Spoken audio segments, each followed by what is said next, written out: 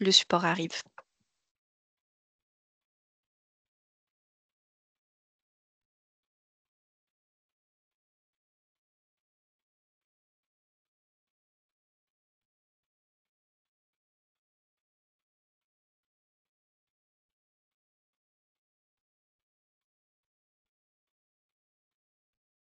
Alors, le support est prêt. Est-ce que quelqu'un peut juste nous faire signe? Vous le voyez bien à l'écran?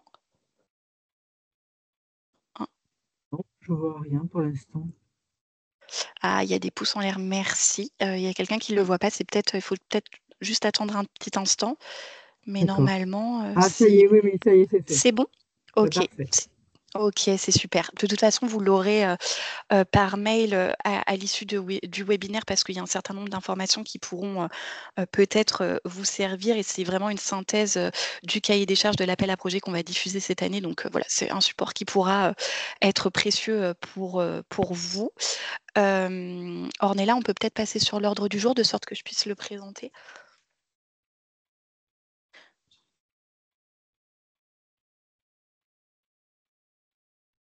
Ah, le voilà.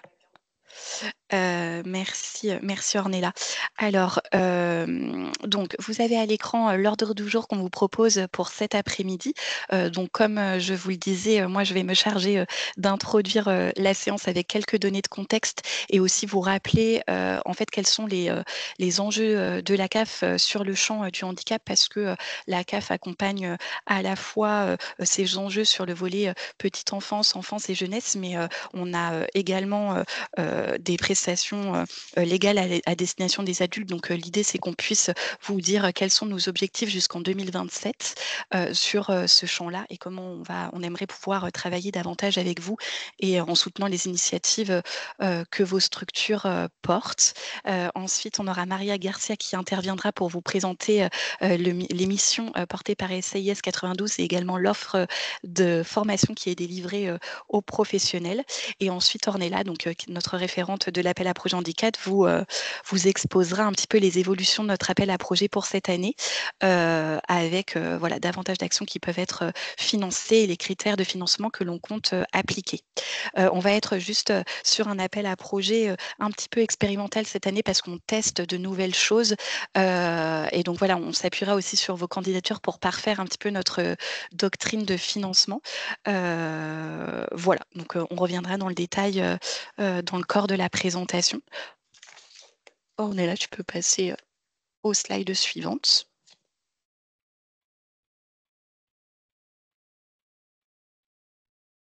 Notre réseau est un peu lent.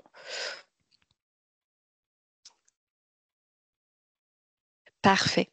Donc on voulait, commencer ce webinaire, je ne vais pas être très, très longue sur la partie introduction, mais juste on voulait, vous donner, quelques données de contexte parce que la CAF dispose d'un certain nombre de données, qu'on peut, partager avec vous, notamment sur les bénéficiaires, d'AEH, donc l'allocation d'éducation de l'enfant handicapé. Donc on recense aujourd'hui, on est sur des données 2023, mais on recense 5 801 enfants, qui sont, couvertes par cette allocation-là, avec un pic significatif qu'on peut observer sur la tranche d'âge des 6-11 ans, donc la tranche du milieu. Et c'est notamment lié au fait que à l'entrée à l'école primaire, on a des diagnostics qui se font davantage que, au moment, de la petite enfance parce que Mm. l'entrée à l'école primaire peut révéler, des besoins, spécifiques avec, une nécessité, d'un accompagnement, adapté. Même si on travaille, autour de la prévention précoce, on avait, notamment, fait la promotion, d'un guide, il y a, 2 ans, il me semble, pour que les professionnels de la petite enfance puissent être, alertes et observer, quelques signes pour renforcer en fait, les diagnostics, dès le plus jeune âge. Mais il n'en demeure pas moins que la tranche d'âge des 6-11 ans, reste la plus, représentée dans les bénéficiaires, d'AEH. J'essaye.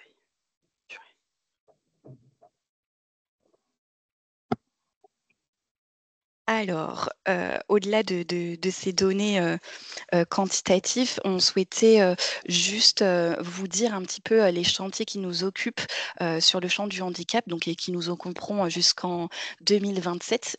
Ça nous concernait sur la période 2023-2027 puisque ça correspond aux objectifs qui ont été inscrits dans la convention d'objectifs et de gestion, qui recense les objectifs assignés au CAF. C'est une convention qui est signée entre notre organisme de tutelle, la CNAF, et l'État, avec un volet dédié au handicap. Donc sur la petite enfance, on vous a inscrit, enfin là vous avez à l'écran les objectifs qui nous concernent. Je vais juste faire un parallèle avec un chantier de taille qui nous occupe, qui est la mise en place du service public de la petite enfance dont vous avez sans doute entendu parler parce que c'est assez médiatisé et là les décrets sortent enfin. Donc voilà, au moins, enfin les villes suivent et ont une actualité forte sur ce sujet-là.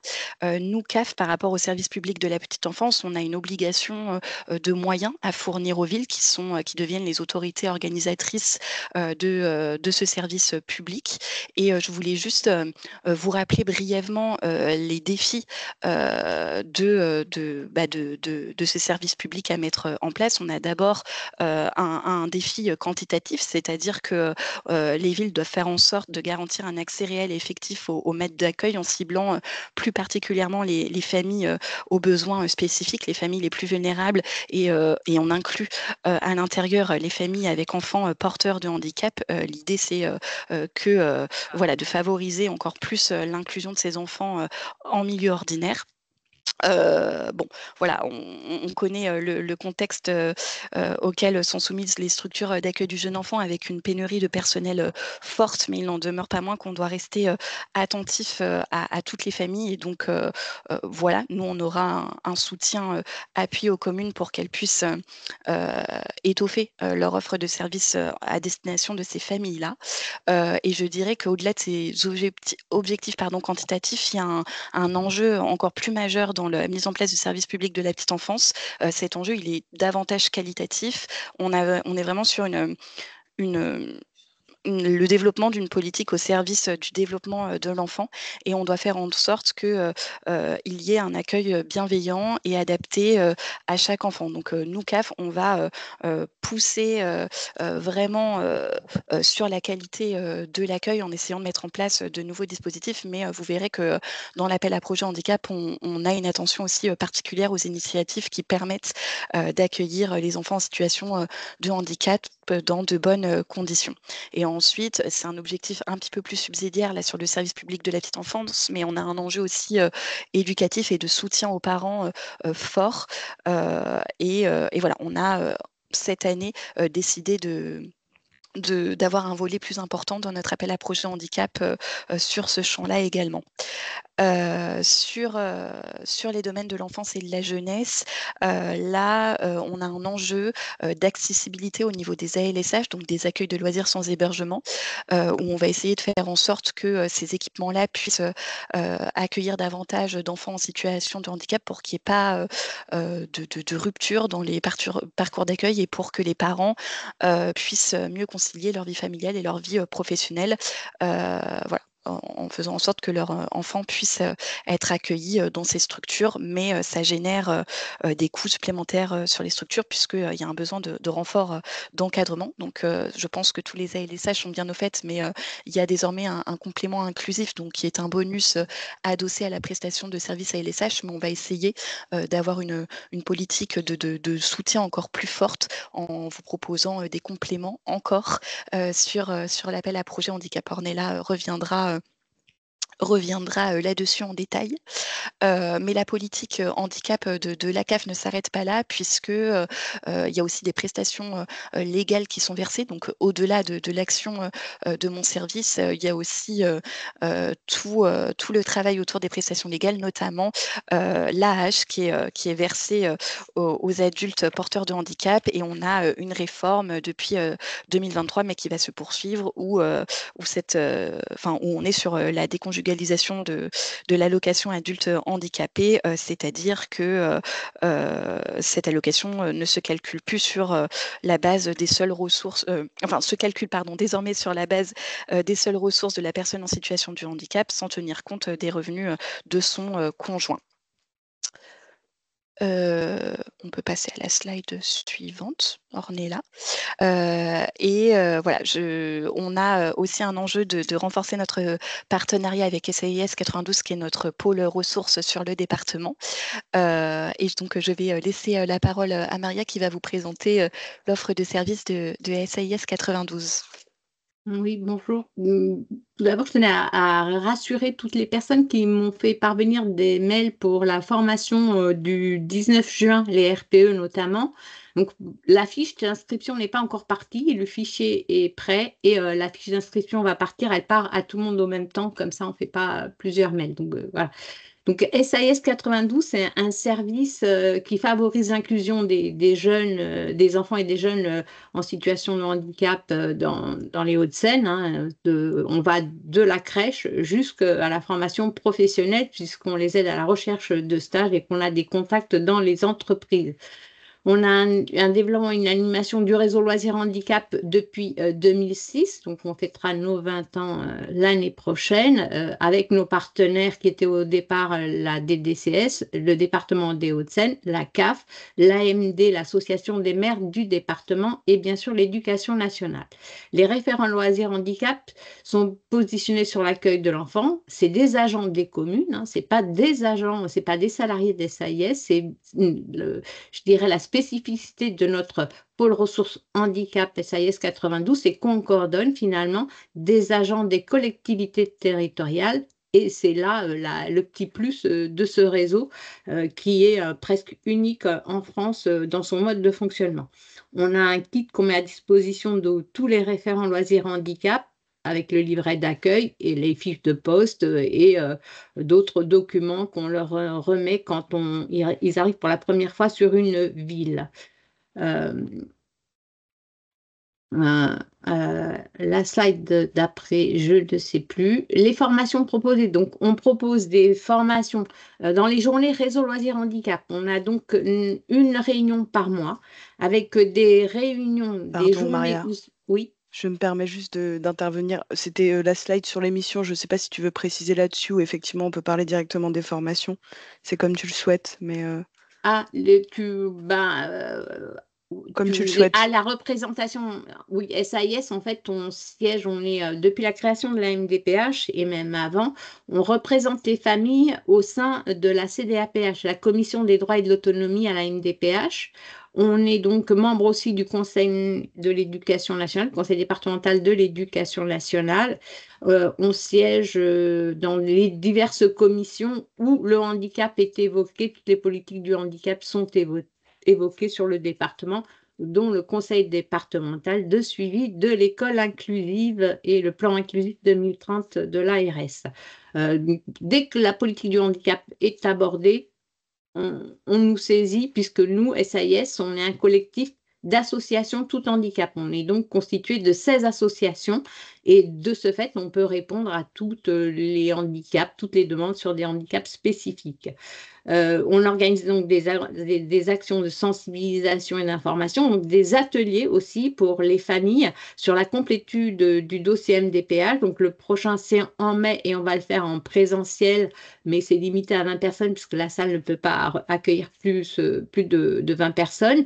Sinon, on accompagne aussi les familles en 1 pour 1, que ce soit en prenant des rendez-vous dans les CCAS des communes, hein, ou alors les personnes m'appellent et on complète le dossier en 1 pour 1. Ils prennent le dossier de leur côté, je prends le dossier de mon côté et page par page, on complète le dossier ensemble. Quand elles ont fini, elles me renvoient le projet de vie pour qu'on relise ensemble pour que tout soit cohérent pour la MDPH. Voilà, les missions des SAIS, elles sont focus là-dessus, l'accompagnement des familles sur tous les temps. Et là, nous, même quand ils sont déjà adultes, qu'il y a des difficultés pour compléter le dossier, hein, parce qu'on a beau être parents d'enfants, quand les enfants deviennent adultes, et ben, compléter les dossiers à leur place, c'est un peu complexe. Donc, on les aide aussi là-dessus. Donc, du coup, le soutien à l'accompagnement, les représentations dans les institutions et donc les formations. Donc, les formations, on a les formations envers les éducateurs, le monde éducatif de l'enfant, donc les ALSH et les EAJE, toutes les journées pour les agents de la petite enfance, les journées pour les animateurs, directeurs et maintenant éducation nationale, puisque depuis l'année dernière, on a des personnels de l'éducation nationale qui viennent à ces formations-là, et même sur les réunions du réseau Loisirs Handicap, les fameuses 9 journées, où du coup, on a des journées thématiques avec des formations dédiées sur un handicap ou sur une méthode. Là, dernièrement, on a fait le Macathon. Et là, on a aussi bien des référents loisirs handicap que des directeurs de centre, que des directeurs d'école, que des AESH référentiels. Donc voilà, c'est vraiment ouvert aux membres de la communauté éducative. Et pour les professionnels des villes, du coup, ou d'autres lieux, c'est à la demande. Donc, on peut nous faire des demandes et du coup, là, c'est sur devis et on répond aux demandes des villes selon les disponibilités qu'on a et les demandes qu'ils nous font en allant chercher les professionnels pour intervenir. On construit la formation que demande la ville. Et donc là, l'ouverture aux autres bénéficiaires, justement les RPE qui se sont beaucoup positionnés sur la journée du 19 juin sur le repérage précoce des troubles neurodéveloppementaux, où on va essayer d'ouvrir le plus possible aux partenaires puisqu'on est pôle ressources, dont la CAF, avec notre appel à projet et la convention, nous demande d'ouvrir. Donc, on va essayer d'ouvrir le plus possible et du coup, augmenter le nombre de réunions et de journées de formation, puisque les formateurs ne peuvent pas aller au-delà de 25, 20 pour certains, 25, 30 pour d'autres. Du coup, on est obligé d'augmenter le nombre de formations. Les 8 journées, on va passer sans doute à plus. Voilà. Qu'est-ce que je peux Oui, d'ailleurs, vous... Oui. les journées de formation, effectivement, c'est ce dont on avait parlé et ce sur quoi on était parti, effectivement, elles vont augmenter, que ce soit aussi pour les professionnels de l'enfance jeunesse et de la petite enfance. Mm. Oui, sur les années à venir. Donc, c'est pas tout à fait 8 journées, mais plus. Je sais pas si tu as d'autres choses à ajouter, Maria. Non, sauf s'il y a des questions, mais... Oui, s'il y a des questions, n'hésitez pas. Je ne vois strictement rien, donc moi, je pourrais pas les voir, mais d'accord, OK. Je pense qu'on va pouvoir passer à l'appel à projet. Déjà, je suis désolée, je m'aperçois qu'en téléchargeant le diaporama, il y a des points d'interrogation qui se sont glissés dedans. Je pense que c'est le support, enfin le format qui a changé, donc voilà. Bon bref. Donc l'appel à projet handicap 2025, quels sont les objectifs, principaux? L'objectif principal et c'est celui, qui définit aussi le cadre, de notre action et de notre projet, on va dire, c'est l'inclusion et l'accueil des enfants et jeunes en situation de handicap au sein des structures et services d'accueil de droit commun et d'accompagnement aux familles. Cette inclusion-là, elle nécessite donc de prendre en compte à la fois les besoins, spécifiques, de l'enfant ou du jeune, mais aussi les difficultés, particulières des familles dans leurs relations avec les équipements et les appuyer, le cas échéant dans les démarches de prise en charge, tout au long du parcours de vie de l'enfant. Donc, les démarches, ça peut être, des démarches, administratives assez complexes, comme on le sait et donc l'idée, c'est de les accompagner, tout au long du parcours, de vie de l'enfant. Cet accompagnement-là, il se fait notamment par, la création de passerelles et de collaborations avec le milieu spécialisé, les CAMS et cetera et le milieu ordinaire, tout en favorisant, la participation évidente, des parents. Et pour qu'il y ait aussi, un un niveau de connaissance qui soit un peu plus lisse, l'idée c'est d'accompagner les professionnels de terrain. Là, ce seront plutôt les professionnels, des différentes structures qu'on va citer tout à l'heure, à l'évolution de leurs pratiques professionnelles pour pouvoir, répondre au mieux aux besoins spécifiques des enfants et des jeunes, accueillis. Donc vous allez voir qu'au fil, avec ces objectifs-là, on a découlé des actions qui y répondent d'une manière, voilà. Voilà.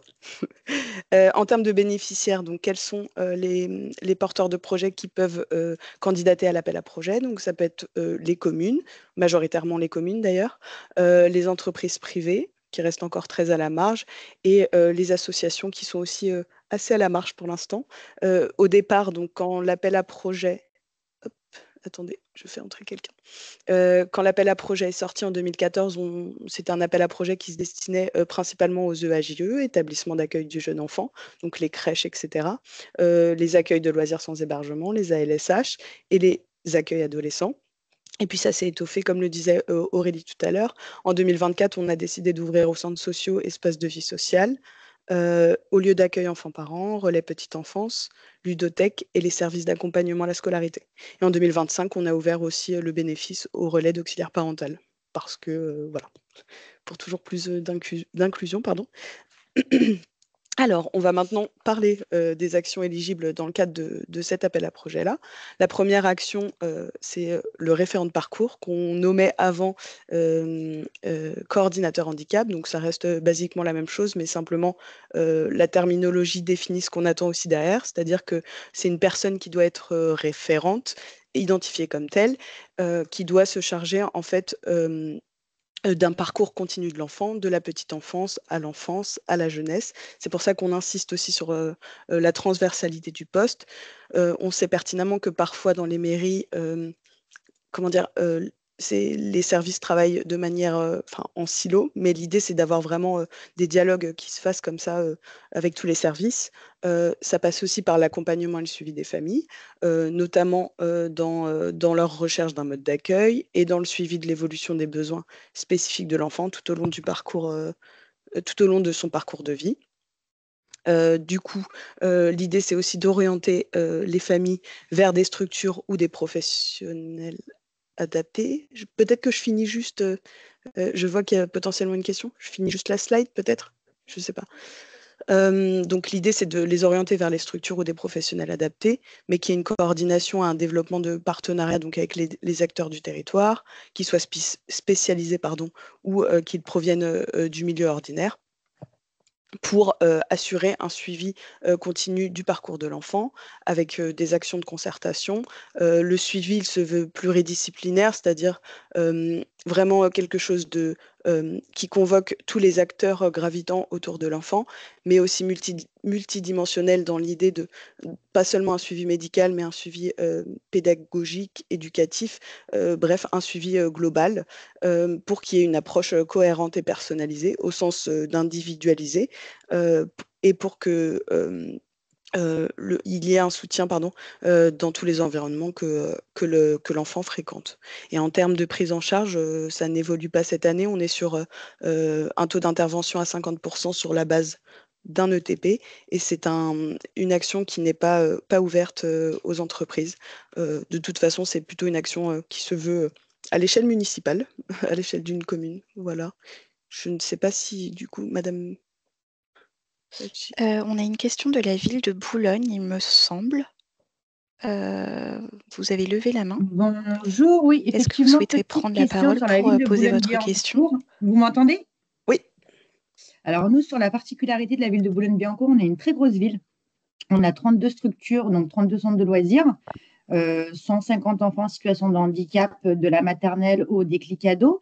Donc du coup, la ville de Boulogne a créé une unité loisirs handicap. Donc je suis la responsable handicap et j'ai 2 référents handicap avec moi. Est-ce que je peux faire la demande pour ces 3 référents handicap? Ou une seule passera? Mais c'est pour ça qu'on disait qu'il y a des spécificités dans chacune des villes et qu'on peut comprendre. En fait, idéalement, on souhaiterait qu'il y ait une personne de référencée parce que dans la logique d'un suivi de parcours, c'est l'identification d'une seule personne permet peut-être une prise en charge plus globale. Après, c'est peut-être à étude aussi au cas par cas et quand ça se présentera dans l'appel à projet, je ne sais pas si on a une réponse définie là-dessus. Je sais pas si. Juste pour compléter les propos d'Ornella, elle a effectivement raison. Là, ça va être difficile pour nous de nous prononcer sur des cas particuliers. Ce qu'on peut vous proposer de faire, c'est de déposer votre candidature et bien nous présenter l'organisation qui est posée au sein de votre ville et comment se partage le travail entre vos 3 référents. Sachant que, alors, c'est souvent moi qui annonce les mauvaises nouvelles, mais on fonctionne avec une enveloppe limitative pour l'appel à projet et que du coup, on est obligé de prioriser nos financements ou du moins d'essayer d'avoir une répartition équitable et voilà, et prendre en compte aussi les besoins des territoires que vous exposez d'ailleurs en posant votre question. Mais voilà, en fait, on essaye de s'adapter et de prendre en compte plusieurs facteurs au moment de l'étude. Donc, déposer votre candidature et le conseiller en développement en charge de votre territoire viendra un petit peu creuser ces éléments en vue de faire une proposition de financement qui sera, quoi qu'il en soit, à faire valider par notre conseil d'administration. Ok, merci. Est-ce qu'il y a d'autres questions où on peut passer? Ah, À pardon. ce stade, ça semble... Ah non, il y en a d'autres? Je crois pas. Vas-y, Ornella, je pense que tu Ok. peux poursuivre. On fera une Je ne autre sais pas si pause c'est question. assez clair pour ce poste-là, enfin pour cette action-là. On va pouvoir passer à la seconde, qui est la formation. Les actions de formation et de sensibilisation des professionnels. Bon, de manière très basique, quels sont les objectifs? C'est l'acquisition de connaissances sur les types de handicap et les spécificités des besoins induits par ces handicaps-là. L'idée aussi, c'est d'outiller les professionnels pour qu'ils puissent adapter leurs pratiques et encourager un parcours de formation. Alors, il y a beaucoup d'agents sur les villes, donc c'est difficile de parler de parcours de formation tout de suite, mais l'idée, c'est quand même pardon, dans l'optique où les pratiques, elles évoluent, l'idée, ce serait que les agents suivent aussi ces évolutions de pratiques-là. Donc voilà pourquoi l'idée de parcours de formation. On vous a cité aussi dans le cahier des charges 2025 des exemples un petit peu d'actions pour essayer de vous outiller. Enfin voilà. Donc en fait, on a pour les professionnels de la petite enfance, évidemment, les enjeux sont plutôt sur la détection et le repérage. Donc on avait proposé des formations sur le repérage précoce des troubles du neurodéveloppement, comme en parlait Maria tout à l'heure d'ailleurs. Et la communication alternative améliorée, qui peut être une bonne manière de communiquer avec des enfants qui ont un trouble du langage ou qui ne parlent pas pour X raisons. Pour les professionnels de l'enfance jeunesse, il y a la gestion des troubles du comportement, détectables à partir de 5 ans. Et pour tous et toutes les professionnels, l'idée c'est d'avoir une sensibilisation globale, peut-être pas sur un type de handicap spécifique, mais peut-être commencer par une sensibilisation dessus, des conférences, des réunions, voilà. Et en termes de prise en charge financière, on prend en charge actuellement 50% du coût du programme pour les villes et entreprises et 80% pour les associations. Comme on l'a précisé, pardon, dans le diaporama, c'est hors coût du remplacement des professionnels sur leur poste. Et pour avoir aussi une certaine qualité des formations, l'idée c'est qu'elles soient reconnues par la haute autorité en santé. Voilà, je ne sais pas si là par ailleurs vous avez des questions, n'hésitez pas. C'est clair?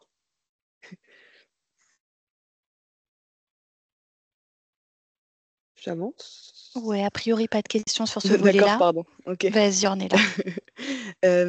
Alors ensuite, on va parler de l'action intervention de professionnels spécifiques, supervision des équipes encadrantes. Donc là, l'objectif, évidemment, c'est d'adapter les activités proposées afin qu'elles soient accessibles à tous et toutes. C'est pour ça que les professionnels jouent un rôle clé dans la qualité de la prise en charge aussi et le bien-être de l'enfant. Accompagner les équipes dans l'amélioration de leurs pratiques professionnelles et pouvoir les soutenir psychologiquement en cas de besoin. Donc l'intervention ponctuelle de professionnels spécifiques, ça peut être les psychomotriciennes, les ergothérapeutes, les psychologues pour de l'analyse de la pratique notamment, ou des groupes de parole. Et là-dessus, la CAF intervient à hauteur de 30% pour les villes et entreprises et 50% pour les associations. Voilà, je ne sais pas si pareil, vous avez des petites questions là-dessus. Je ne sais pas si... Ah mince. Le diapo n'avance peut-être pas de la même manière parce que... Ah ok. Je suis désolée, le diaporama visiblement n'avance pas à la même Mais là, on a vitesse. la bonne slide et il y a des personnes qui nous envoient des pouces. C'est sympa. Merci beaucoup.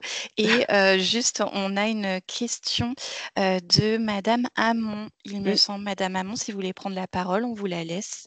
Je vous remercie. J'avais une question sur l'analyse de pratique, Oui. sur l'appel à projet. Je voulais savoir si l'analyse de pratique était réservée aux équipes encadrantes. Est-ce que vous entendiez par équipe encadrante, si ce sont les équipes de direction ou si ce sont les équipes qui encadrent les enfants ou qui sont auprès des enfants? Enfin, Les deux peuvent se valoir. Ça peut être d'accord. la direction, mais aussi les agents de terrain, on va dire. Non, les deux sont valorisables.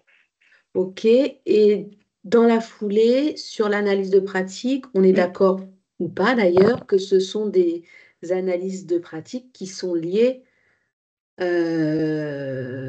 aux observations, aux pratiques en lien avec des situations de handicap. Oui, oui, Ok, tout à fait. merci. Juste Madame Hamon, parce que c'est effectivement un sujet et dans nos commissions d'analyse, enfin d'examen des projets, on a été confronté à cette question-là parce que quand il y a de la supervision, ce n'est pas exclusivement focalisé sur ce sujet-là. Donc vous avez raison de poser la question parce qu'on se l'est nous-mêmes posé. Là, ce qu'on va essayer de financer et d'analyser dans les candidatures, c'est effectivement de la supervision qui serait dédiée enfin, à l'accompagnement des professionnels qui sont auprès d'enfants porteurs de handicap. En parallèle, on va au printemps sortir, oui, parce que je sais qu'on est déjà au printemps, donc j'ai beaucoup de remarques quand je spécifie la période, mais il n'est pas fini le printemps. Au printemps, on devrait sortir un appel à projet qualité de l'accueil. Donc, c'est un nouvel appel à projet sur lequel on est en train de travailler. Et il y a notamment parmi les participants, là, aujourd'hui, Sabine Mégarbané, qui est ma collaboratrice, qui travaille à l'écriture du cahier des charges de cet appel à projet. Et en gros, sur les orientations de cet appel à projet-là, c'est lié avec la mise en place du SPPE que j'évoquais tout à l'heure. Et on s'inscrirait sur deux orientations. Tout d'abord, une orientation à destination des professionnels, donc là, à la fois équipe de direction et encadrant des enfants pour les soutenir dans leur pratique. Donc, il y aurait enfin, de la supervision qui pourrait être renforcée via le soutien financier qu'on pourrait accorder, et puis des actions spécifiques en direction des enfants pour renforcer la qualité de l'accueil. On est en cours d'écriture là pour le cahier des charges, mais il y a un dispositif dédié qui devrait bientôt sortir. Donc sur l'appel à projet handicap, et étant donné voilà, les enveloppes limitatives avec lesquelles on doit fonctionner, on essaiera de bien percevoir dans vos projets ce qui relève vraiment de la supervision à destination des professionnels aux côtés d'enfants en situation de handicap. Mm. Je ne sais pas si ça répond bien à vos questions, Madame Hamon. Si, je vous remercie. Ok, et on a une autre question, enfin quelqu'un d'autre a levé la main. Monsieur Vorzignac, je crois. Allez-y, on vous écoute. Oui, bonjour. Est-ce que vous allez reparler du bonus inclusion après ou c'est le moment? Alors, on n'avait pas prévu de présentation spécifique sur le bonus. Alors, je vais y aller, je vais y aller. Donc, je connais le bonus inclusion. Ce que je veux dire, c'est que nous, on accueille 105 enfants reconnus MDPH dans nos accueils de loisirs. Je suis à Clichy. Sur les 105, il y en a 49 qui n'ont pas besoin d'accompagnement particulier, presque la moitié. C'est-à-dire qu'ils sont intégrés complètement dans le groupe des autres enfants. Et donc, parmi ces enfants, il y en a qui touchent ou pas le bonus inclusion, pardon, qui touchent ou pas, qui sont bénéficiaires ou pas de l'AEH, et donc qui sont candidats, en tout cas leurs parents, au bonus inclusion. Par ailleurs, nous, on reçoit des enfants à besoins spécifiques, c'est-à-dire des enfants qui sont détectés par nos équipes de centres de loisirs comme ayant besoin d'un accompagnement particulier. Alors, ils sont ou pas dans une démarche de reconnaissance MDPH, et ces enfants-là ont besoin ont besoin de renforts individualisés ou mutualisés.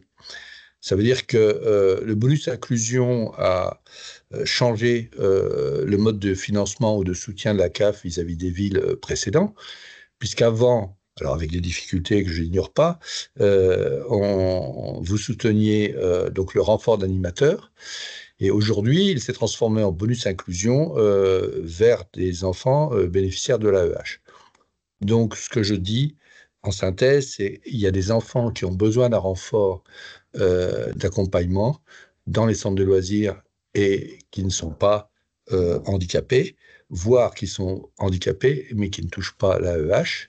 Et à l'inverse, il y a des enfants qui ont besoin d'un accompagnement spécial ou renforcé et qui ne font pas partie de votre financement.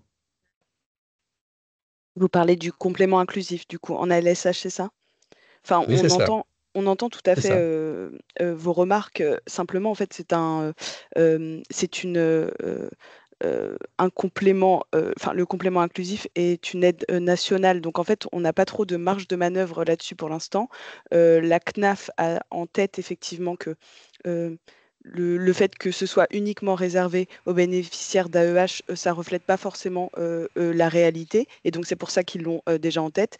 Nous, ce qu'on peut faire pour l'instant, c'est peut-être faire remonter encore une fois ce type de remarques-là.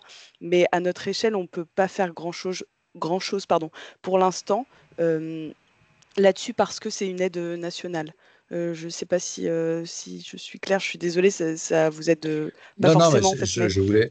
c'est Non, mais que juste, vous hein, n'ayez mais... pas la réponse, ça me parle. Mais que vous puissiez remonter. Moi, j'ai un simple slide, ou tableau Excel en l'occurrence, qui est très synthétique, qui reprend les enfants à besoins spécifiques. Donc, nous, on a rangé les enfants en situation de handicap qui ont besoin d'un accompagnement dans les enfants à besoins spécifiques, dans une notion plus élargie. Et donc, j'ai des chiffres qui concernent que Clichy. Mais si vous les voulez, je les transmets via Maria. Et voilà. Ça vous permet d'étayer un petit peu le sujet. Alors, oui, parce que le tableau d'accueil qu'on a, moi je vais le renvoyer au VIP pour qu'il nous le renvoie. Après, Frédéric, quand je t'entendais parler, tu disais que les enfants qui avaient l'AEH n'avaient pas besoin de renfort d'équipe, mais du coup, le bonus inclusion handicap, il est versé. Il n'est pas versé à la famille, il est versé à la ville dès lors qu'il est accueilli en centre de loisirs. Si vous ne l'utilisez pas, il n'est pas destiné à cet enfant, il est destiné au fonctionnement du centre.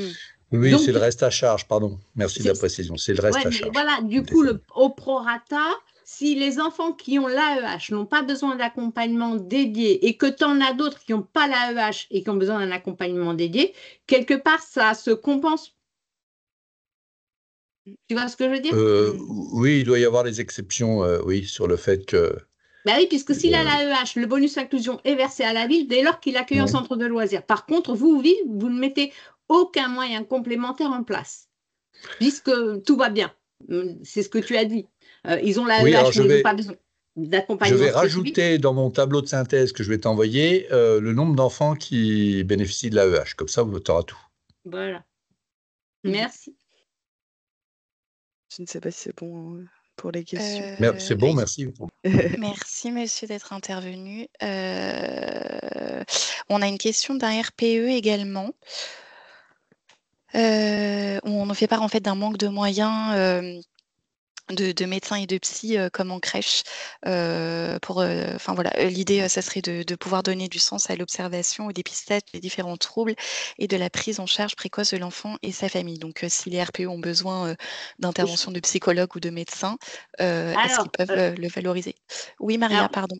Oui, en fait, le repérage, il ne donne pas de dépistage. En fait, les professionnels de la petite enfance qui font le repérage via le livret qui a été fait qu'on distribue, nous, dans les formations petite enfance, on ferait du repérage. Ils ne posent pas de diagnostic, ni quoi que ce soit. Donc, ni de dépistage. Le dépistage est fait dans les centres de dépistage. En RPE et en EHGE, on fait du repérage précoce en cochant les cases et ces cases vont servir à l'adressage au médecin de famille qui, lui, fera une orientation vers une PCO ou vers un CAMS ou vers des professionnels. Du coup, le besoin d'un psy ou d'un médecin en RPE, est-ce qu'il est vraiment utile? Je ne suis pas sûre puisque c'est vous qui allez observer le fonctionnement de l'enfant, c'est vous qui l'avez au quotidien, ce n'est pas le médecin qui va venir une heure. Par contre, de compléter bien ce guide va servir au médecin qui a l'enfant à poser un cadre après.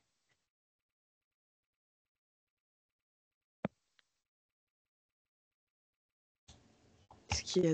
Ah, Madame Parot, je crois. Oui, bonjour. Bonjour. Moi, j'avais une petite question parce qu'on a eu le cas cette année. Donc, on a, notamment dans une de nos crèches à Asnières, on avait 2 enfants qu'on a repérés. On a un médecin sur notre structure.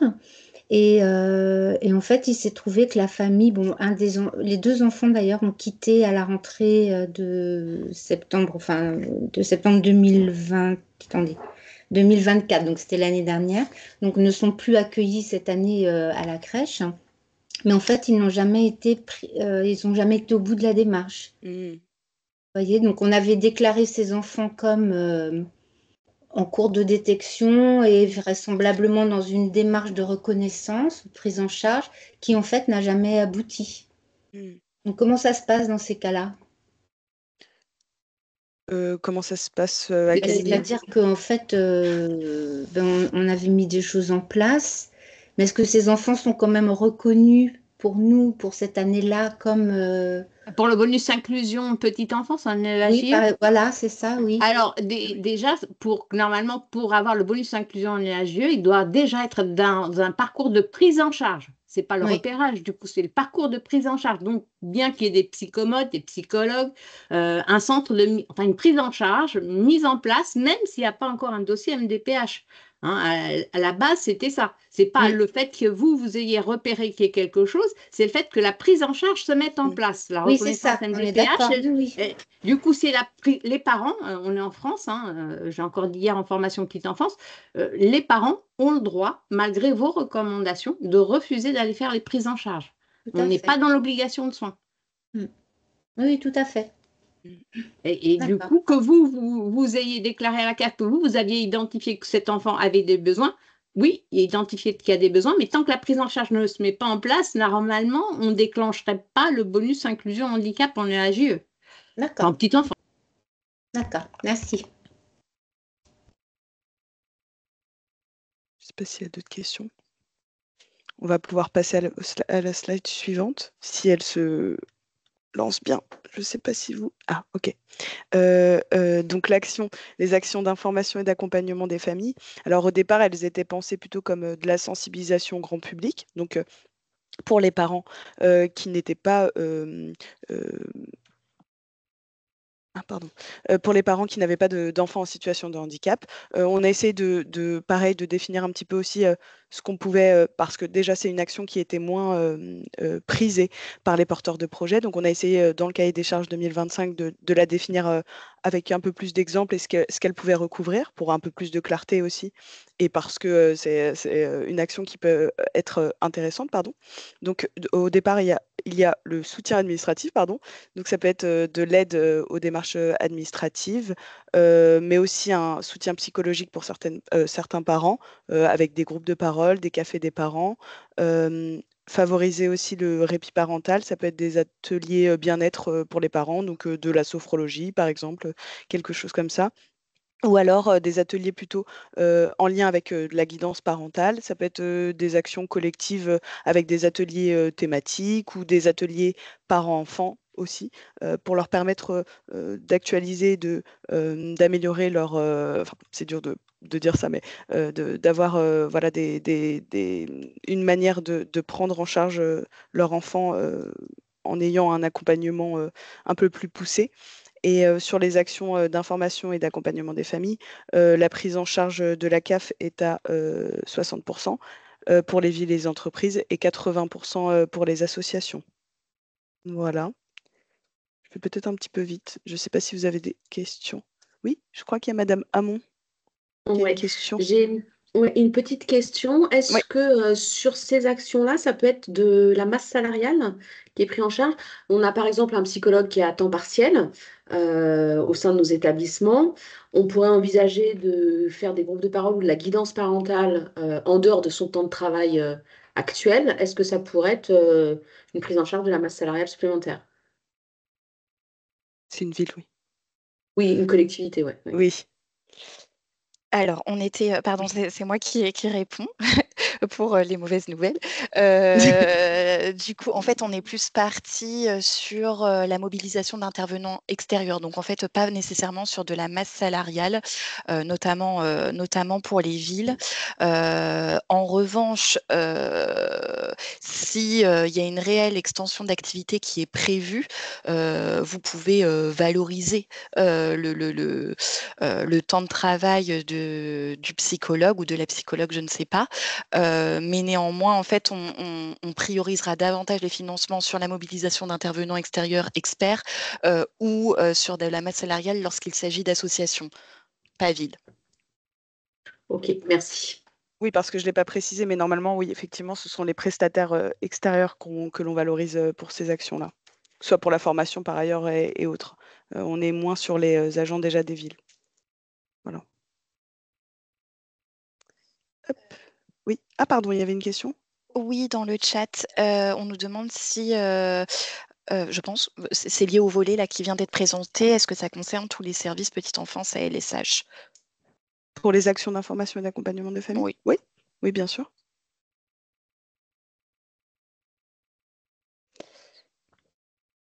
Et alors, on vous parlait d'évolution un petit peu pour le cahier des charges 2025. Le renfort d'encadrement à titre exceptionnel en fait partie. Il se destine aux ALSH ou les structures qui bénéficient d'une prestation de service jeune. On en a parlé tout à l'heure, il y a eu le complément inclusif qui a été mis en place l'an dernier. Avant, il y avait un renfort d'encadrement qui était finançable dans le cadre de l'appel à projet. Puisqu'il y a eu la création de ce complément inclusif, il a été retiré de l'appel à projet. En revanche, on sait les difficultés des agents de terrain, donc on a décidé d'introduire cette nouvelle action à titre expérimental cette année. C'est pour ça qu'on parlait d'enveloppe un petit peu resserrée. Donc en termes d'éligibilité, l'idée c'est de valoriser un accueil, donc ALSH, adossé à un IME ou à un établissement scolaire qui a des classes adaptées de type Ulysse. Donc généralement, ça peut être, ce sont des ALSH qui se retrouvent directement dans l'établissement scolaire. Donc le terme accolé se prête très bien, adossé, pardon. Donc on parle plutôt de qu'est-ce que signifie pardon, adossé? C'est accolé spatialement, géographiquement, ou ayant une convention de partenariat entre la structure et l'IME. L'idée aussi, c'est que les professionnels supplémentaires, ils doivent intervenir aussi au service de l'ensemble de l'enfant. On n'est pas sur de l'accompagnement individuel. Et en termes de prise en charge, pour vous faciliter la vie, on est parti sur le même mode de calcul que le complément inclusif, bien qu'il ait baissé un petit peu cette année, qu'il soit à 3,90 €. Nous, on est resté sur le forfait de base qui était de 4,50 € par heure de présence de l'enfant et du jeune. Et là, on est moins restrictif parce que ce ne sont pas uniquement les enfants qui ont une notification AEH qui pourraient en bénéficier, mais l'ensemble des enfants qui sont accueillis, comme je l'ai dit précédemment, dans un IME ou dans des classes adaptées de type Ulysse. Je crois que j'ai vu une main se lever, mais je suis pas sûre. Si, Frédéric Vorzignac, Clichy. Ah. Est-ce que l'intervention pour la pratique sportive en IME par la ville fait partie de ce sujet? Non, non, non, du tout. Un C'est apprentissage. uniquement de l'accueil. C'est de l'accueil en ALSH. Ouais, c'est ça, exactement. Ok. Merci. De rien. Je crois que j'ai vu une autre main aussi. Oui, pardon, la ville de Boulogne, je crois encore. C'est moi. Vous écoute. Oui. Juste un petit éclaircissement. Au tout début, vous parlez de prestations de services jeunes. Ça consiste en quoi? J'ai pas compris. C'est les structures qui bénéficient de la prestation de jeunes. Oui, en fait, alors effectivement, on a des structures qui bénéficient d'une prestation de service particulière qui est la prestation de services jeunes. La plupart du temps, ce sont des structures d'animation de la vie sociale type centres sociaux ou espaces de vie sociale. Et désormais, ces structures sont éligibles à l'appel à projet. Ok, d'accord. Uniquement Non, pour parce le que comme on renfort a des d'encadrement. trucs de jeunes, je ne faisais pas la différence entre. Donc, c'est plus clair. Ok, merci. Je vous en prie. Je crois qu'il y a une autre question de Madame Niveau. Si l'IME est dans une autre commune, par exemple, s'il est dans une autre commune, mais que vous avez une convention de partenariat avec l'IME, vous êtes éligible à un financement. Pardon, je prends la parole. Du coup, sans convention de partenariat, il n'y a pas de financement. Non, alors en fait, on s'est beaucoup posé la question parce que, voilà, enfin, sur le renfort d'encadrement, on ouvre un financement via l'appel à projet handicap, donc il fallait vraiment qu'on dissocie ce financement-là du complément inclusif dont on parlait tout à l'heure, parce que, voilà, désormais, il y a une partie qui est prise en charge directement par la CNAF et c'est un financement pérenne adossé à la prestation de service. Sur l'appel à projet, on est sur des financements, alors qui peuvent être pluriannuels parce qu'on travaille là-dessus pour donner un petit peu de visibilité et aux communes et aux structures associatives, mais néanmoins on ne pouvait pas, voilà, on ne pouvait pas faire en sorte que les deux dispositifs se confondent. Il fallait vraiment qu'on soit sur quelque chose de différent. Et pour un petit peu cadrer aussi notre enveloppe budgétaire et nos prévisions, on limite aux ALSH qui sont adossés à un IME, adossés, pris au premier sens du terme, c'est-à-dire à coller, quoi, et proches géographiquement, parce que de fait, on peut aisément penser qu'il y a un partenariat établi, en tout cas que la LSH accueille facilement les enfants de l'IME.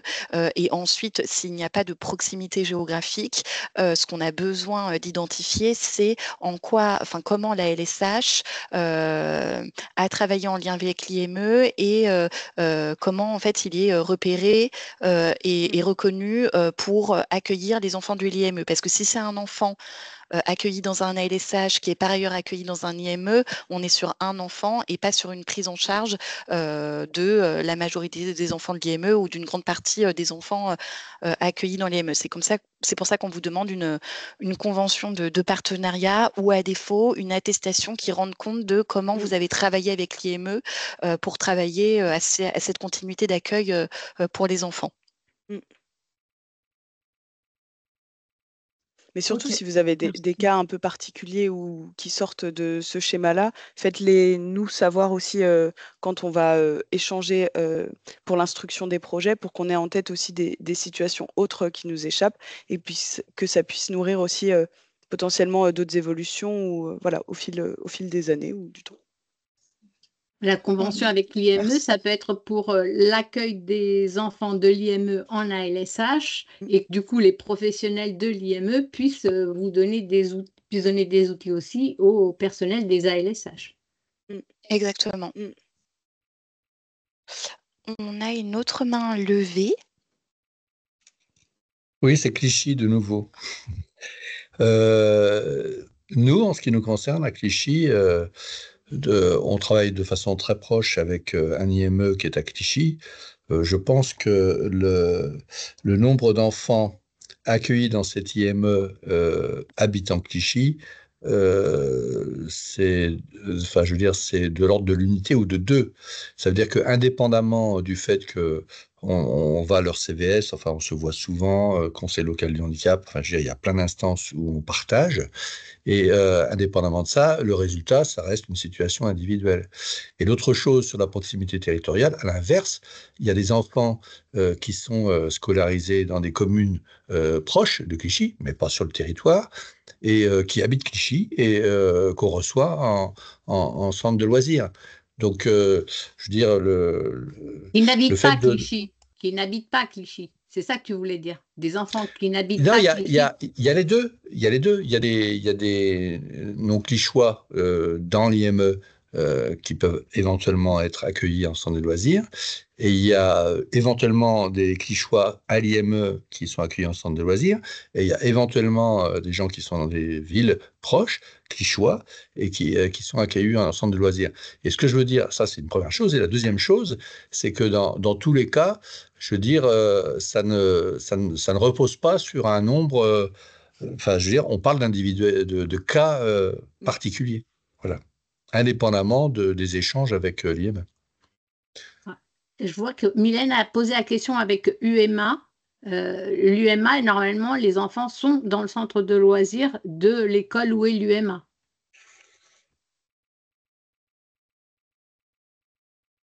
C'est pas un IME au sens où on l'entend. Je ne sais pas s'il y a d'autres questions. Je ne sais pas si c'est clair pour tout le monde ou s'il y a d'autres remarques ou questions. Non. Bon, moi, j'ai pas eu de réponse. Hein. Alors si, Frédéric, il y a la péréquation, hein, la ville qui accueille d'autres enfants d'une autre commune sur sa collectivité, sur les temps de restauration, les temps de scolarité, donc les AESH. Normalement, les communes demandent aux communes d'origine de leur verser ce qu'on appelle la péréquation. Hein, en vote en conseil municipal, je te dirai le mot exact, quand tu accueilles les enfants des autres communes sur ta commune, parce qu'ils ne peuvent pas être accueillis sur leur commune, c'est le cas des enfants en ULIS et autres, il y a la commune d'origine de l'enfant qui verse à ta commune quelque chose en compensation. C'est le code des collectivités territoriales et de l'éducation Merci nationale. Maria, je veux bien des billes postérieurement.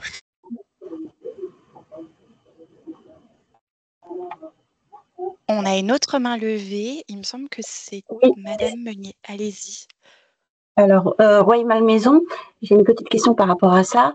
Nous, on a une classe une unité d'enseignement sur une école et on a un projet maintenant depuis plusieurs années où il y a des temps, les mercredis d'inclusion, parce que la classe est là le mercredi matin et on a des temps d'inclusion sur le centre de loisirs avec le groupe de 5 enfants du côté maternel et élémentaire.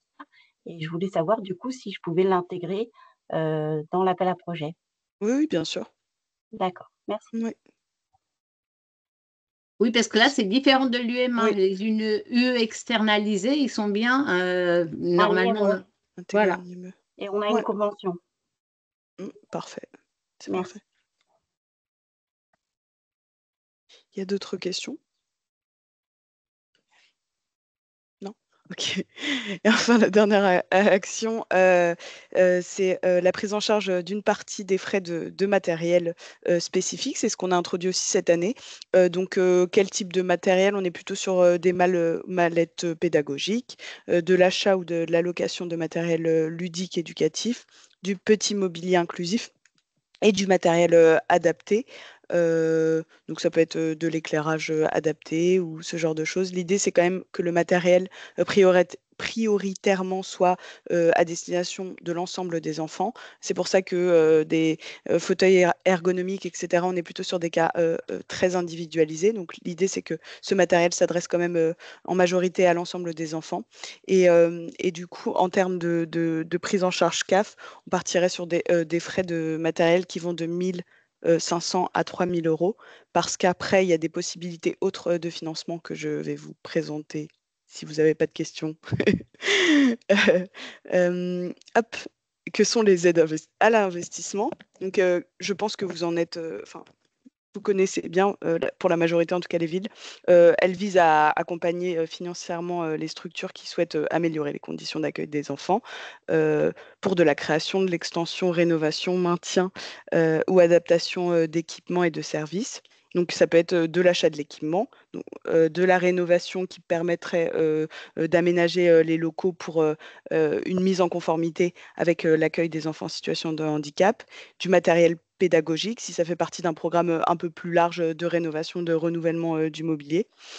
Et si vous avez besoin d'un appui ou d'un soutien pour la construction d'un projet et les modalités de financement, vous avez un conseiller de territoire positionné un peu plus sur l'investissement que je vais vous présenter juste après. Enfin, vous allez voir une petite carte avec l'ensemble des conseillers qui pourront vous répondre en cas de demande spécifique sur de l'investissement.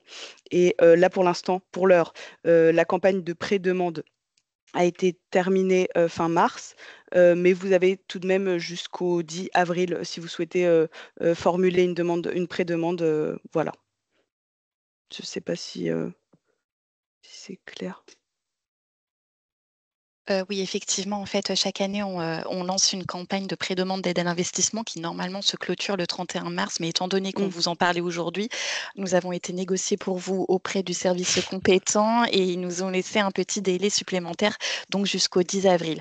Là, ce que vous présentez, Ornella, c'est pour des programmes, du coup, plus larges, avec des montants plus importants et qui ne concernent pas uniquement les enfants porteurs de handicap. Donc, on n'est pas nécessairement sur l'achat de petits matériels que vous pouvez valoriser, en revanche, dans l'appel à projet handicap. C'est une possibilité désormais qu'on vous donne. Et peut-être pour vous donner davantage de précision, je vais laisser la parole à ceux qui ont des questions, notamment Madame Hamon. On vous relaisse la parole du coup. Allez-y. Je vous remercie. En fait, c'était un retour sur le matériel spécifique dans le cadre de l'appel à projet handicap. Il y a une prise en charge entre 1 500 et 3 000 euros. Est-ce que c'est par matériel ou c'est par réponse à appel à projet? Non, c'est pour la globalité des équipements. Sinon, vous basculez sur le dispositif d'aide à l'investissement classique. Un peu plus large, effectivement. Je vous remercie. Je vous en prie. On a une question aussi de Justine Niveau. Allez-y. Nous, là, il y a eu une réhabilitation du club ado avec construction de toilettes PMR, mais du coup, qui a déjà eu lieu. Est-ce qu'on peut quand même tenter d'avoir une aide à l'investissement ou comme les travaux ont été réalisés, ce ne sera pas possible? Malheureusement, ce ne sera pas possible parce que juste pour vous... Désolée. En fait, juste, du coup, je fais la précision pour tout le monde sur les programmes d'aide à l'investissement classique.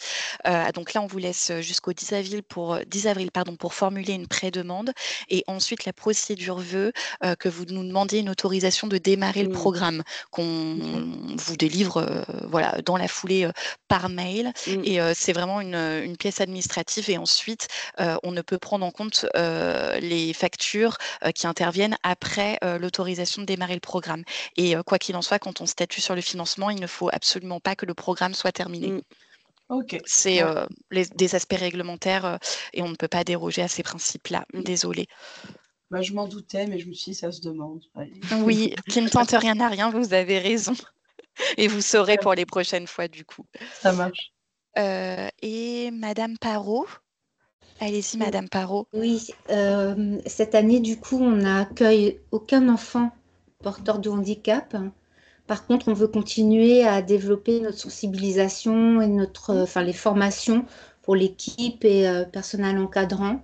Est-ce qu'on peut faire un appel à projet, du coup, pour l'année 2025 Oui, bien sûr. Oui, on peut le déposer dans ce cadre-là, même si on n'accueille pas d'enfants. Non, c'est une bonne initiative de former les professionnels à un futur accueil.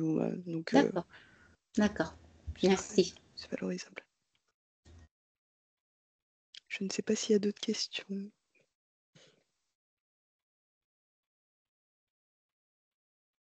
Pour le moment, non. Allez-y, c'est le moment. Je vais vous mettre aussi la carte. Donc, je vous parlais des aides à l'investissement.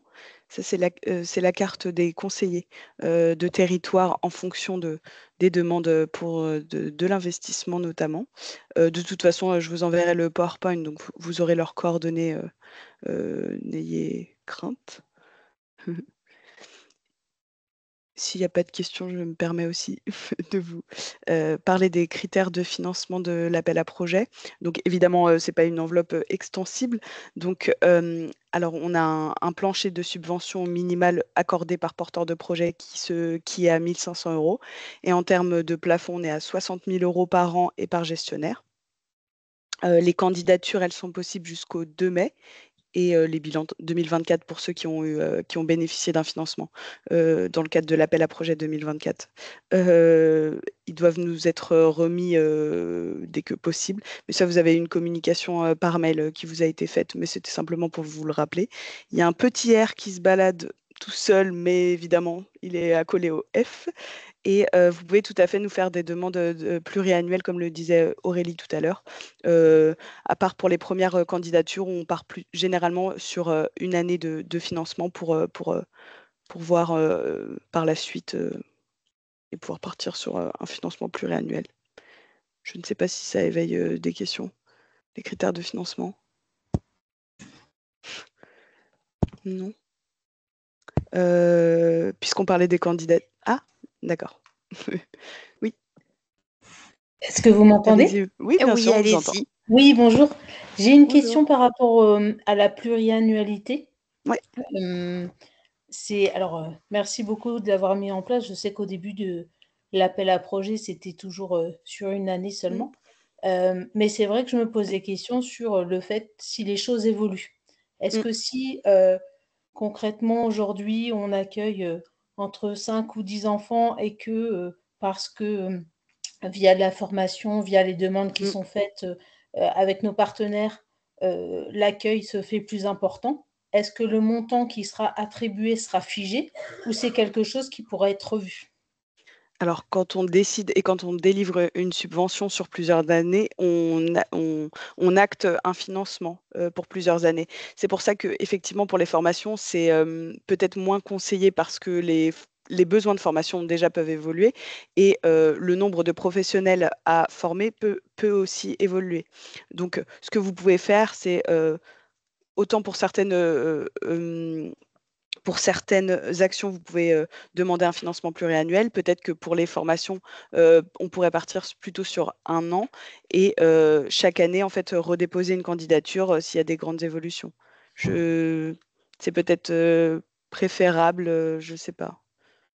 Donc du coup, il y aurait 2 choses. Il y aurait certaines actions en pluriannualité et si les choses évoluent, notamment par exemple sur la formation ou un autre thème, pouvoir redéposer en annuel l'année d'après.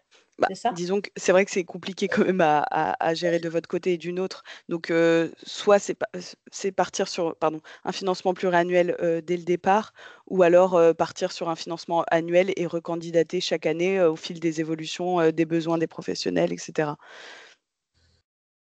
Merci beaucoup pour la réponse. En tout cas, en termes de subvention, pour les formations et autres actions, une subvention délivrée à un montant défini, en fait, on ne peut pas l'augmenter au fur et à mesure s'il y a eu.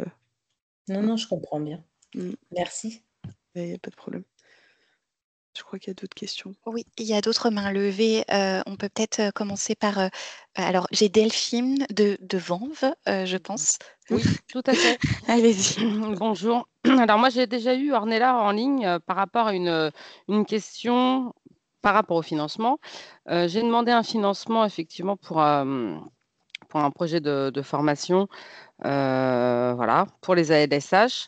J'ai également mon directeur de la petite enfance qui a demandé aussi une subvention pour lui, de son côté, faire des formations. Or, moi, j'ai effectué ma formation, j'ai envoyé ma facture à la CAF pour recevoir la subvention. Je n'ai toujours pas de réponse, savoir si lui-même a effectué sa formation ou pas. Ma question, c'est auquel cas il ne l'a pas effectuée. Comment ça se passe pour le financement de la subvention? Est-ce que moi, je l'ai quand même, parce que j'ai effectué ma formation, mais si lui ne l'a pas faite, cette formation, comment ça fonctionne? Il va évidemment pas recevoir sa subvention, mais moi, j'aurais bien la mienne. Mais attendez, vous faites partie de la même collectivité? Oui, mais pas du Avec même qui? service. Oui, pas du même service, mais nous, en fait, si vous voulez, Ouais, on fonctionne. on délivre la subvention à la ville. Ouais. Quoi qu'il en soit. Donc, en fait, on va regarder ce qui a été réalisé par vos 2 services et calibrer la subvention en fonction de ce qui a été réalisé. Mais ensuite, nous, le gestionnaire reste la ville et ça part l'argent part dans la caisse de la ville. Donc, en fait, voilà, c'est ça. Donc, il n'y a pas de sujet. Donc, c'est très bien. Oui, après, peut-être rapprochez-vous vous à l'interne, voilà, essayez de communiquer pour savoir ce que les uns et les autres font si vous voulez ces informations-là. Mais nous, effectivement, on prendra en compte ce qui a été réalisé et la subvention partira à la ville. Très bien. Merci beaucoup. Je vous en prie. Et on a une autre main levée. Toujours. Oui, c'est Clichy. Oui, c'est la ville de Clichy, c'est ça. Allez-y. Voilà. Donc, la première chose, c'est que moi, j'ai des difficultés sur le fait que la direction des finances me sollicite pour savoir quand est-ce qu'on est payé.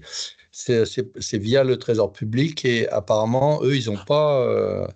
les libellés ne sont pas forcément clairs. Ils ont du mal à rattacher, et moi aussi, parce que je n'ai pas les infos, rattacher les actes de paiement, si vous voulez, aux demandes. Alors, je ne sais pas si c'est quelque chose qui est partagé par d'autres. Oui, c'est partagé globalement par beaucoup de villes. En fait, vous pouvez vous rapprocher directement des conseillers ou des interventions financières qui peuvent vous délivrer directement la notification de paiement et qui vous permettra d'identifier en fait quand est-ce qu'il a eu lieu et la somme délivrée. Mais ça, on peut vous le fournir, il n'y a pas de Voilà, je problème. pense que si Donc, c'était généralisé chez vous par rapport aux porteurs de projets, on va dire, ce serait, je pense, Mm. idéal. Et l'autre chose, c'est dans le cadre du pluriannuel, donc on est bien de toute façon obligé de vous faire du réalisé chaque année. Mm. Et donc, il n'y a pas matière à ce niveau-là à réviser le prévisionnel. Il peut être, en fait, le montant de la subvention est octroyé par rapport à un budget, un budget prévisionnel que vous nous soumettez. Le montant de la subvention, il peut être moins important si vous avez moins réalisé par rapport à Bien ce sûr. que vous aviez prévu, mais pas plus important. Et donc, par exemple, une formation prévue en 2025, mais elle n'a pas lieu, je ne peux pas la décaler en 2026.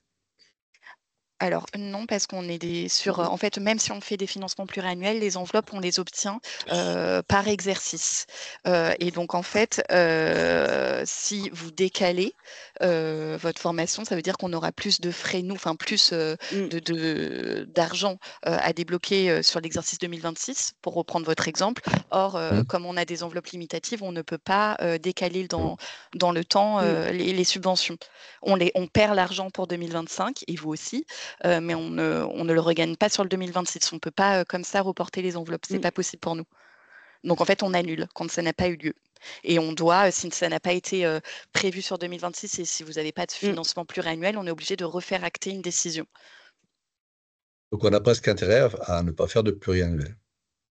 Alors nous, on l'a fait pour répondre en fait aux demandes des structures associatives et des villes, parce qu'en fait, on nous faisait remonter le fait que les appels à projets, ce n'étaient pas des financements pérennes, que ça pouvait mettre en péril certains projets parce que les collectivités et les associations manquaient de visibilité par rapport au soutien de la CAF. Donc, on l'a mis en place en fait pour vous, parce qu'en termes de gestion pour nous, c'est venu complexifier les métiers. Il a fallu revoir l'intégralité du pilotage, notamment des enveloppes budgétaires. Donc, en fait, on espère que ça a une plus-value pour la majorité d'entre vous. Comme le disait Ornella, il y a toujours des possibilités de faire des demandes de financement complémentaires les années suivantes. Voilà, mais s'il y a vraiment des actions qui sont renforcées et que voilà, le soutien financier de la CAF est important pour soutenir ce développement. Après, si vous nous dites que la pluriannualité finalement ne vous sert pas, ça me surprend et il faudrait qu'on revoie ça, mais je ne sais pas si c'est partagé par tout le monde. Non, c'était sur le principe. Je veux dire, dans chaque système ou process, il y a des avantages et des inconvénients. C'était juste sur le fait que sur les formations, nous, on est instigateurs, on n'est pas maître de tout. Et donc, la faisabilité d'une formation, elle dépend du... Moi, je ne suis pas dans la direction de l'enfance, je suis transverse. Je ne suis pas non plus à la DRH, donc voilà, c'est ça que... Mais je vous remercie de vos réponses, elle est très claire.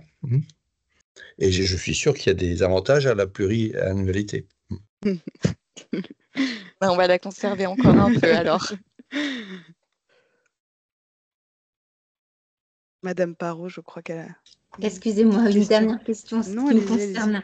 Je venais de regarder un peu mes mails, mais moi, j'ai pas reçu de... Vous n'avez pas lancé la campagne, j'ai pas vu le mail en fait qui disait qu'il fallait... Madame, vous êtes de l'association Tout Petit, c'est ça? Oui, c'est ça. Je crois que je vous l'ai envoyé, mais je vais regarder. Je suis désolée si vous ne l'avez pas reçu. Je vais regarder et je vous l'envoie juste après. J'étais en train de me dire, mais mince, en fin de compte, je ne l'ai pas vu passer, donc j'ai pas réagi. J'ai vu l'aide à l'investissement, mais j'ai pas vu passer les... Donc voilà, c'est juste un petit aparté. Ok, je vais regarder et puis je vous l'envoie si... Enfin, vous renvoie. D'accord, merci beaucoup. Sachez qu'en fait, on fait de la communication sur différents canaux parce qu'il y a toujours des loupés. En fait, c'est difficile de tenir à jour des fichiers contacts parce que ça bouge beaucoup dans les structures et dans les collectivités. Si jamais vous vous questionnez à certains moments, je le dis pour tous les dispositifs confondus, vous pouvez vous rendre sur le CAF.fr sur lequel en fait on diffuse l'intégralité de nos appels à projets quand ils sortent. Et surtout, n'hésitez pas à joindre aussi les conseillers en développement qui peuvent vous renseigner sur les dates des campagnes. Mais on va vous renvoyer le mail, pas de souci. Merci beaucoup. Madame Durand. Oui, bonjour. Donc, moi, je suis de la ville de la Garenne-Colombes et c'est pareil, j'ai rien reçu par mail. Ok. La Garenne-Colombes, mais de quel service à la Garenne-Colombes, du coup? Je suis en charge des recherches de subventions. Parce que Monsieur Florin l'a reçu. Il est de la Garenne-Colombes, c'est votre référent handicap. Ah oui, référent loisir. Ah non. Non, référent handicap ville. Handicap, pardon. Référent handicap ville, Franck. On l'a envoyé au responsable petite enfance et enfance jeunesse aussi. D'accord. Mais je peux vous l'envoyer aussi, il n'y a pas de problème. Oui, je veux bien être sur la liste parce qu'on ne m'a rien transmis. On vous ajoute sur la liste, mais c'est vrai qu'au niveau des collectivités, vous êtes quand même beaucoup. Ouais. Et donc, en fait, c'est bien aussi, si vous pouvez, dans la mesure du possible, faire le lien avec les autres services qui ont souvent l'information. Et voilà, pour qu'ils vous la fassent suivre. Je ne sais pas s'il y a d'autres questions. On a répondu à Madame Durand, je crois. Rien de nouveau dans le chat. D'accord. Pas de regret. Est-ce qu'on a pu répondre enfin, en tout cas, aujourd'hui, vous donner un premier niveau d'information? Attendez, je vous diffuse juste la carte des conseillères en développement qui vont instruire votre projet, votre appel à projet, votre projet, pardon, handicap 2025. Pareil, je vais vous l'envoyer par mail, mais voilà, si vous ne les connaissez pas, elles sont là, je crois, parmi nous. Donc voilà. Je ne sais pas si on peut conclure la réunion. N'hésitez pas si vous avez des questions.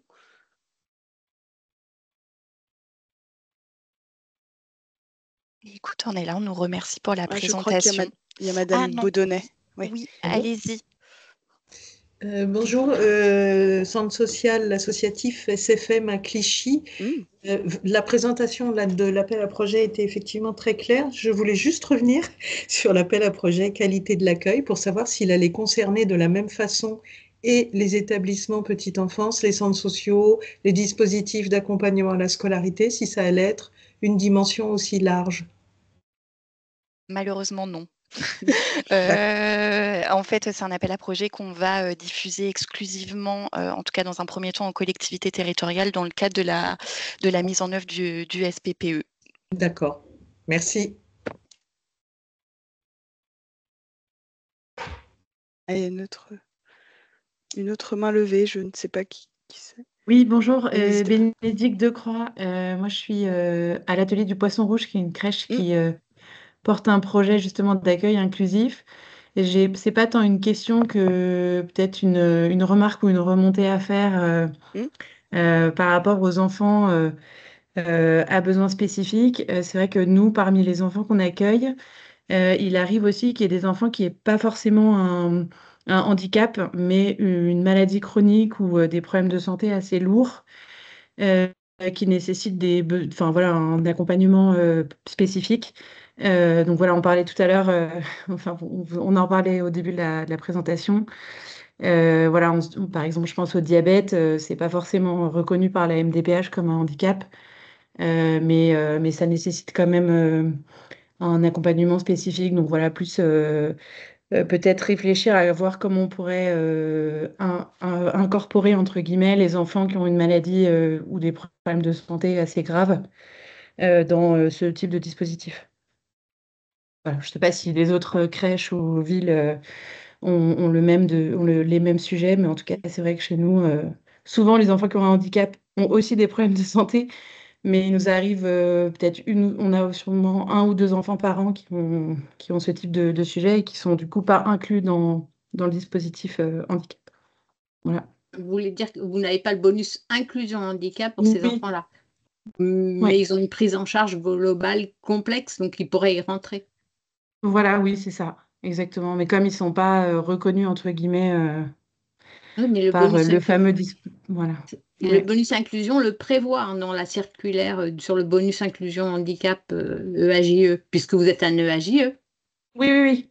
Oui, ça, Donc, oui, non, je parle vraiment par rapport au... Effectivement, là où tout à fait, ces enfants-là sont prévus, entre guillemets, pardon, c'est peut-être pas les bons termes, mais voilà, par rapport à l'appel à projet handicap, là, pour le coup, on est un peu voilà, hors du champ. Mais oui.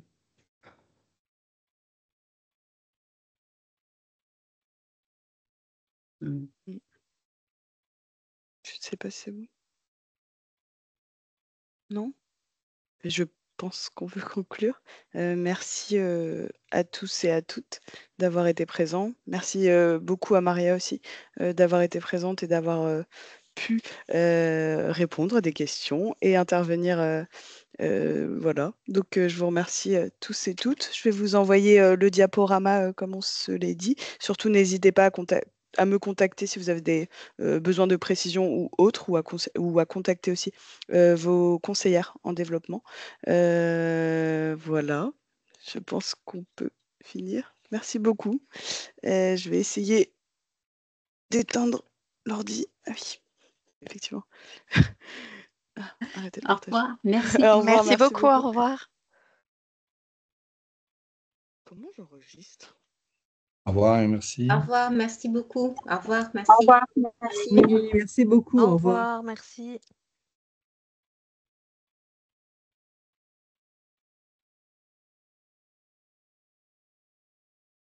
Au revoir, merci beaucoup.